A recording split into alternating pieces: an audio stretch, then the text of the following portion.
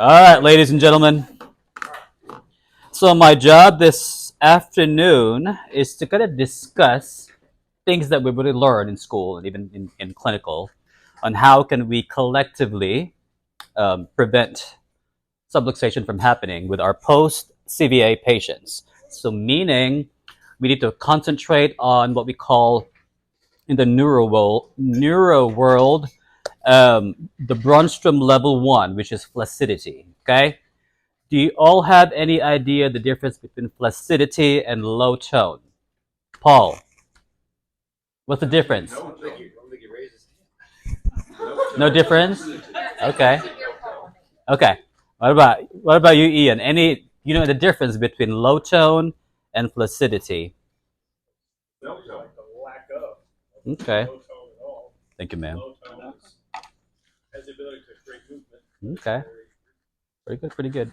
So pretty much flaccidity, there's no movement. So there's no resistance to whatever you do with that arm, right? Well, low tone, you have a little bit of some resistance. So that's how they kind of distinguish between flaccidity and low tone, just, FYI. So I'm going to be giving you or demonstrating some techniques on how to prevent that from happening when the patient is in acute and the subacute stage. So do you know the difference between dislocation and shoulder subluxation, Faith? You got this, Faith. You know the difference?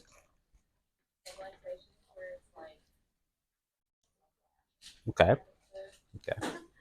So, yeah. So when we say subluxation, there's a partial migration of your humeral head. If this is your glenoid fossa, your head's going to be like here partially, whereas dislocation is completely out of the socket, pretty much. So, huh? I'm sorry. You're good. So you're going to be the next one here shortly. So our goal is not about the dislocation. We're going to be concentrating on subluxation, level 1, which is the flaccidity. Okay, so according to research, they said up to 81% of our stroke patients will end up having subluxation. And why is that happening, Jennifer? Okay, good. Okay, good. Boom. Let's see. Phyllis, what do you think that up to 80% or 81% of our stroke patients will end up subluxing their shoulder?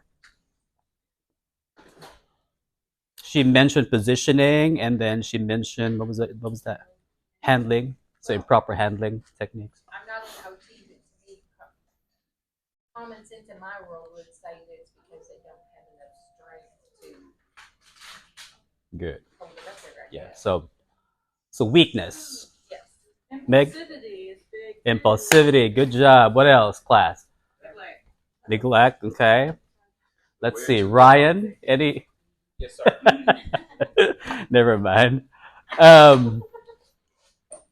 One of the reason is, as a therapist, we failed to educate family, patient, and the staff. So we need to start educating or being more proactive by educating not just the patient, but the family and the staff. Because you can educate the patient all day, but if there's no other folks that kind of remind them or help them kind of reinforce those techniques or those precautions, the patient will still sublux. So make sure we have to educate pretty much everybody that's directly or indirectly, in contact with the patient.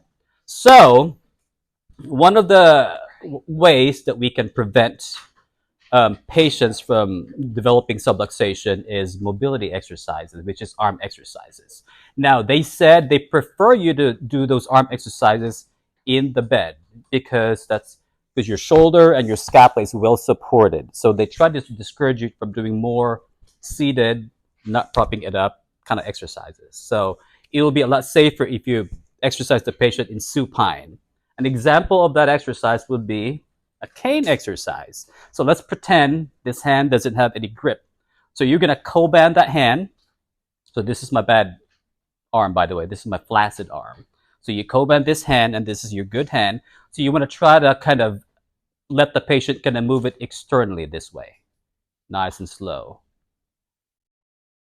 So I'm in supine, by the way, okay? And then after that, you want to start doing this type of exercise. I mean, supine again, but you may have to kind of assist the patient because obviously they're maybe confused or can't follow the directions. So you always want to encourage that the patient has to do some active type of exercises. Aside from that, is you want to teach them what we call a self range of motion. So you ask the patient to hold their hands together and then you raise it up while in supine again, this way, up and down like that. And those are some of the few exercises that you can do in supine. Koban, yes, you have to koban it. Well, with this one, you don't have to because you're holding it with the other hand. For real? Okay. How come? Okay. Okay. So if they're flaccid, will they be able to do this? Like, do they don't have any? So that's why you have to have this. Oh, Can you're help them. helping them. Mm-hmm. You're helping So in supine, for instance, you co-band the hand, and they're going to be positioned with the good side. You're going to do this external rotation kind of movement, nice and easy. them. Instead of doing passive, you need to let the patient get involved because you're also integrating that side of the stroke side. Because that's the only way for them to recognize that side is to let them kind of do the exercise instead of you doing it for them. Not unless if they're in ICU and unconscious, right? So obviously you have to do the passive range of motion. All right, any questions about this and this part in supine? Go ahead, sir. Is there any like assessment things you need to look for as far as scapular motion? So Yes. So remember, our shoulder is a shoulder complex. So the scapula and the GH joint has to work together. They said like for you to be able to do a 180 degrees of your shoulder flexion, your scapula is producing 60 of that degree, and then 120 in your shoulder. So you have to make sure that your scapula is also moving as well. So you can actually guide the rotation of that scapula where that patient is doing the movement. All right. Good. When you were Lord talking Jesus, there's so many questions. We're when not you even were done talking yet. about educating the patient, Yeah. Do they understand? Because I've had some shoulders. And Yeah. They won't move it pregnant. Do they understand? If Prob- they don't, do they understand Yep. about frozen shoulders? Probably not. That's why there has to be a family and a caregiver kind of education because the patient alone can't, prevent that from happening because of the affectation they may have cog issues to begin with. So that's why it's important for if there's a family there, start telling them about the risk of developing that, and then the caregiver as well. That way you can start preventing that from happening. Yes, sir, Paul. With that exercise with the cane, they got no tone. So they're going to make sure that they're in supine. So they can have arms like, oh, that left arm's got to be a really good arm. Right. They have to hold the cane and the weight of the arm. So how that works is, remember you have to co-band this, okay? And I'm in supine, so just kind of use this good arm and kind of let them push it gently. But you're going to be there. Don't just let the patient do it themselves. You got to guide them because they're stroke, they have cog issues, and they're confused whatsoever. So just kind of let them kind of do this movement. So these are just the basic stuff that you can do to be able to start or jump starting that prevention of the subluxation. All right, so sorry, huh? Heck no. I'm sorry, it's on video. Okay, so when we transfer a patient, we automatically use our famous shoulder sling, right? That's why that shoulder has to be in that approximation. That way, when we transfer them, it's not going to be just falling apart like that. Now, when the patient's already seated, then get rid of that sling and prop it up with a pillow or a trough. So those are things that we need to start using as far as positioning our flaccid arm to prevent subluxation from happening. All right. Any question about sling for now? One, Okay. as far as having the sling in front of their body versus at their side. And that's just a temporary though, just for the transfer part. So we're gonna go further about the sling, the appropriate sling. So transfer, use that because that's widely accessible, available in our hospital. So now when you're starting to ambulate a patient, I recommend to give more sling, but we'll talk about that later. Anyhow, aside from those exercises, we're going to be using the E-stim. And I've got Mr. Colby here as my model. Give it up for him. I guess you're gonna just be facing that direction.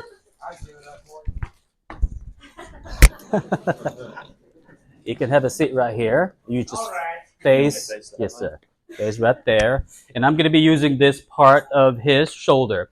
So it says in our in the research that your posterior fibers of your deltoid and then your supraspinatus is supposed to be the key factors in keeping your shoulder in a good alignment, a good GH, glenohumeral alignment. So we need to target that when we're using our E-stim. As far as the parameters, don't worry so much about the parameters because I've already checked it, so it's kind of preset. So you don't have to worry about that. It's just getting used to the equipment. All right, let me grab a. Let's see. I think I've got an extra here. So do you all remember your precautions and restrictions before you use your E-stim? Okay, what else? Caitlin? Good. Shower first. Huh? I like the pharmacy part. There's a bunch of restrictions and contraindications, and there's also barriers too. All right, so make sure that you skin prep the patient before you start putting on the pads, okay? All right, so I'm going to be cleaning this part right here with all that reaction, and then your posterior deltoid. All right, sir, do you have any pacemaker, sir? Not yet. Any active cancer? No? Okay. So he's good to go. So when I'm doing my E-stim, I normally do a polarity. So meaning you want to consider the color of this electrode. So in our world, we use smoke over fire. So meaning the black is your fire, smoke, yeah, smoke, and then your red is your fire. Okay, is that clear? No, Michael. Huh? But so smoke over fire.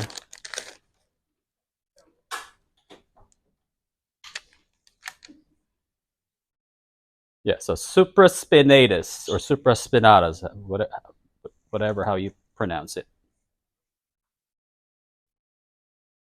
And then your posterior deltoid.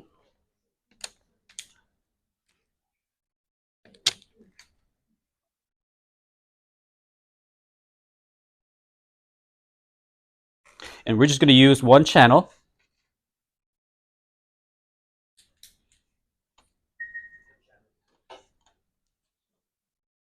So smoke over fire.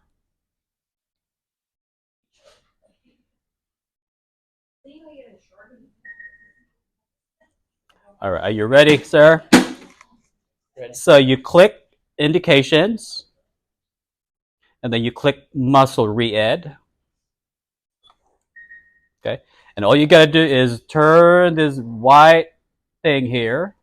Usually, if a stroke patient, you kind of go up to the 20-ish on the amplitude because you want to make sure that you reach to that tetany level.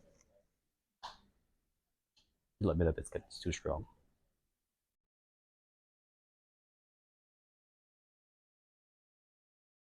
Feel it? No? Alright. You feel it? Okay, so relax for a minute.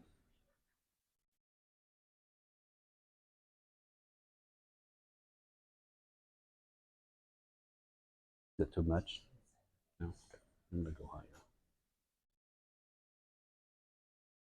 Alright, that's getting pretty good. Okay. Are you trying to get a A movement, like a, yeah. Is it too much for you? Okay. going now? I feel it moving.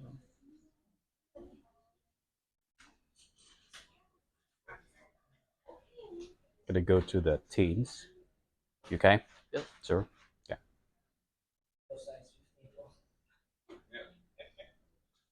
There it goes. Okay. I'm not gonna go it. I'm not gonna go too far. See the movement? Felt it. The shoulder kind of goes up and then down. So while your patient is doing this, so you tell the patient, okay, whenever you start feeling that contraction, I want you to cradle your arm and start raising it up with that contraction. And then once it's resting, then you start going it back down. Because they say if the patient will actively do it, there's a good chance that that will work better than just leaving it there and then leave. Because if you just put it right there without the patient having to do anything, you're just doing passive range of motion.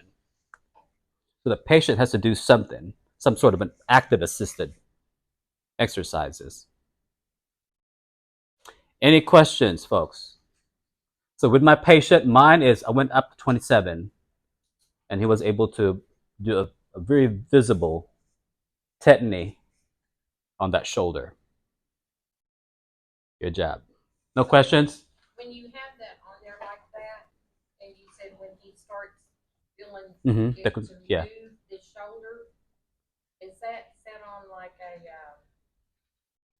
an on again, off again thing? Yes, So when yeah. he feels it going away, he lowers. Right. So whenever he feels that starting contraction, let him raise it up and hold it until he feels that it's relaxing, and then you go down. So you kind of coincide with a contraction, relax, contraction, relax, that kind of thing. Because if you just leave it there, you're just performing passive range of motion. You're not, although you're recruiting muscle fibers, but it's still recommended to start doing some active. The patient has to do an active assisted type of an exercises.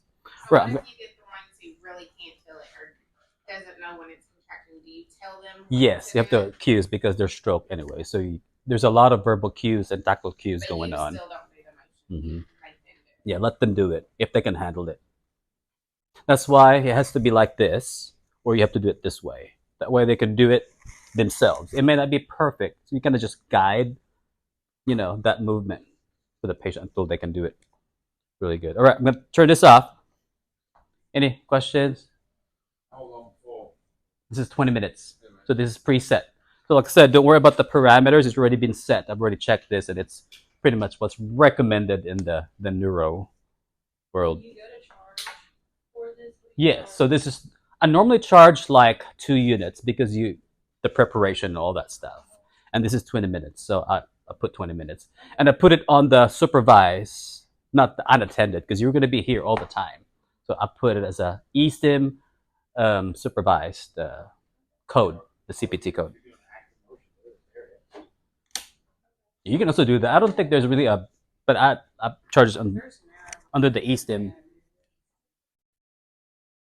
part. All right, now I'm gonna use a K-tape. Now, with a kinesio tape, obviously, we're talking about bones, right? So the K-tape is just there to kind of help facilitate some movement and some posture and some sensory input and kind of help also position that shoulder. I won't rely on this just for positioning the shoulder. It's just there as an added tool whenever you have a patient that to prevent subluxation from happening, because you always want to prop it up if you want to really prevent the shoulder from going down or subluxing, because the K-tip is just it's a very superficial method. It's not like internal, like you're grabbing the bone. So this is just a basic K-tape application. So I normally measure it right here in the middle, like this right here, and then all the way up here. Cut it. And you all know the contraindications for the K-tape, right? Scabies.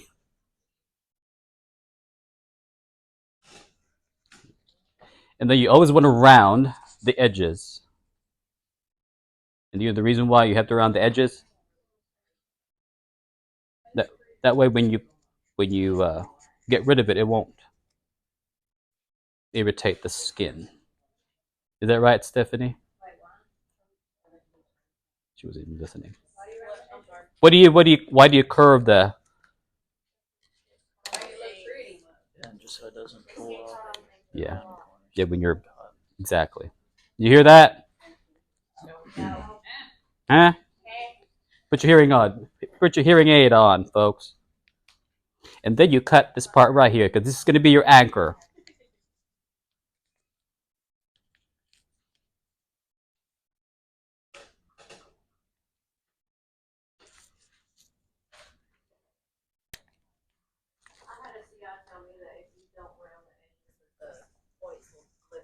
Right. It's going to be hard to. So you don't stretch the anchor, by the way, folks. And then you apply. You rub it that way because the heat will help the adhesive property of the tape. So when you stretch it, it has to be 50%. So when you say 50%, the way I estimate it is when you stretch it, that's 100%. So 50, you just go back to the middle. That's 50%. I kind of guesstimate it. And then you cut the other side here for the anchor.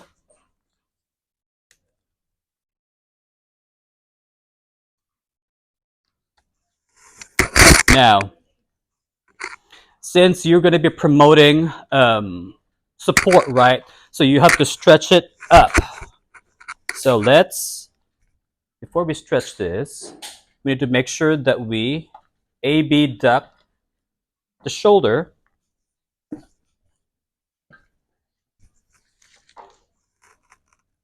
this way. Good job. And then stretch it.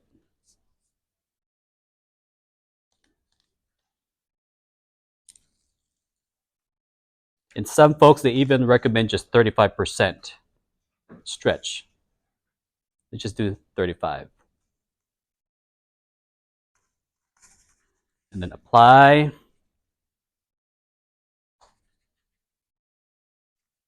This way. How long will that stay on? So they recommend you can actually wear it for 2 days. You can shower with it as well, but it's not going to stick. But 2 days should be. 24 to 48 hours. Yeah. All right. Let's see. So you're going to cut another 2. It won't work then. No. You can use it, but Electrical tape stretches. They have different colors in it. Have you all been to any of the K-taping, continuing ed? Because there's several types of this. This is just the basic for subluxation. There's other stuff that is so fancy. You put it right here. That's the anchor.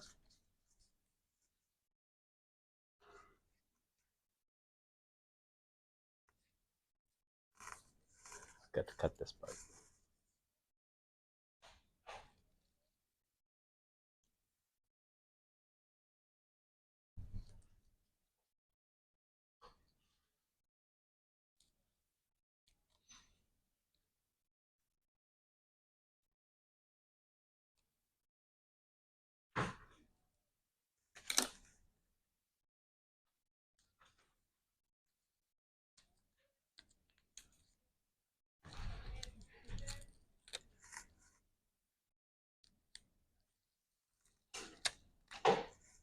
And then you want to try to kind of curve it this way.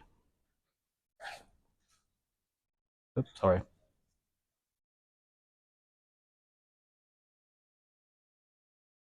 Apply that 50%. We'll fix it here in a minute.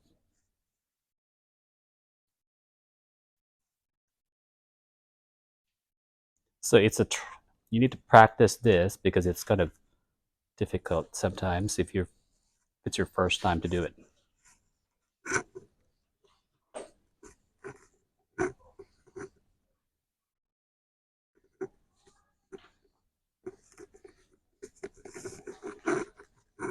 Any questions so far? No? Phyllis, any questions? So these are some of the techniques and how we can, decrease shoulder subluxation from happening. It's kind of hard to tell that we're totally preventing it because some of the factors it's beyond, our control. So at least we're doing our part to help prevent that from happening.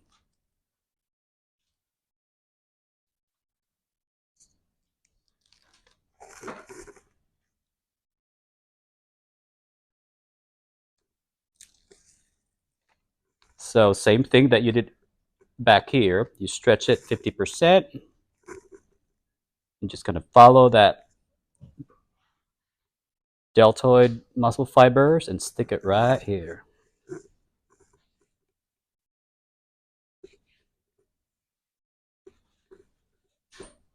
All right, let's put it down. Do you feel any pull? Okay. So there has to be a feeling of kind of it's pulling up. So we're just decreasing the risk of subluxation. And shave your patient too before you start to apply the tape. All right, folks, that's it for me. Short and sweet. Thank you. No, that's it. I've got